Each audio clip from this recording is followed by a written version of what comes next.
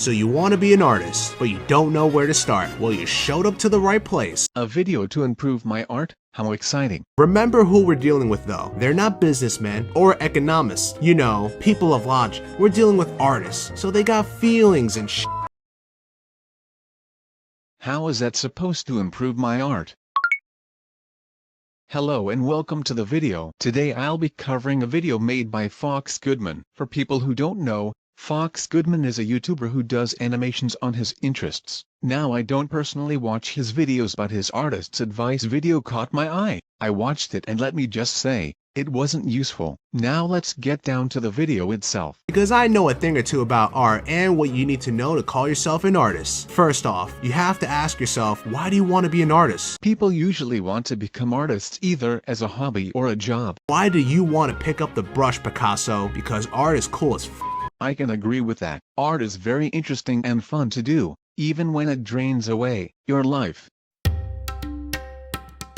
And when you're stepping inside this art game, especially if you're brand new, there's a couple of unwritten rules that you have to know about first. There too, from what I know, don't trace and don't claim other people's artwork as your own. Don't let the word artist fool you, because a lot of artists out there are highly emotional and sensitive ass bitches when it comes to art.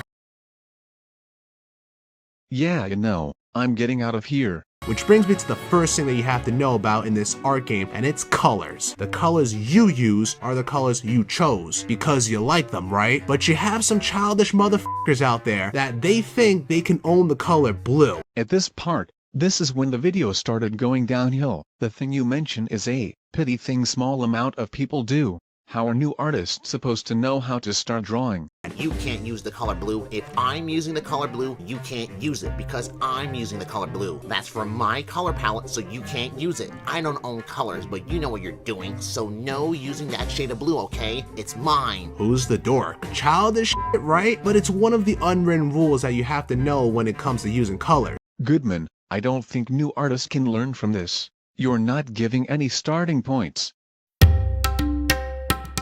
But if Poindexter wants to be that much of a bitch about it, just splash a little extra white paint on that blue and be like, ha, now it's a different shade of blue, and what? Or you can be like them and pick a different color, like red, and say, now you can't use red, motherfucker. How's that feel? Don't do this, you'll just cause more problems. Just ignore them. Which now brings me to my second point, art style. Art style is actually very important for all artists. It gives them a way to be recognized. Good job actually showing this one, Goodman. So it's only natural to look at people who do what you want to do and want to be like them. I can agree. Looking at other people's art can help develop your style. For example, I got the square pupil idea from Par0L. Anyone saying that you can't use someone else's style can go f themselves. You can use other people's art style, but if you want to make a name for yourself, it's better to make one. And if you're going to copy, take your time with it, and then add your little spin to it, so you can take it further than ever before. I wouldn't say to copy it, but instead take part of what you like about it and add it to your own. And if anyone wants to give you shit for that, this leads me to my third point, and that's not giving a f.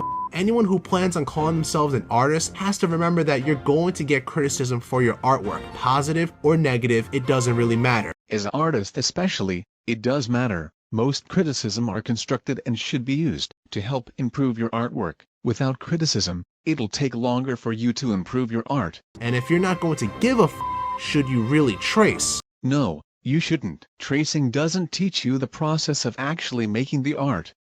If you trace, you'll just stay at the same art level. Well, that's the end to the video. The part of the video that was somewhat useful was the art style. But besides that, everything else seems unhelpful.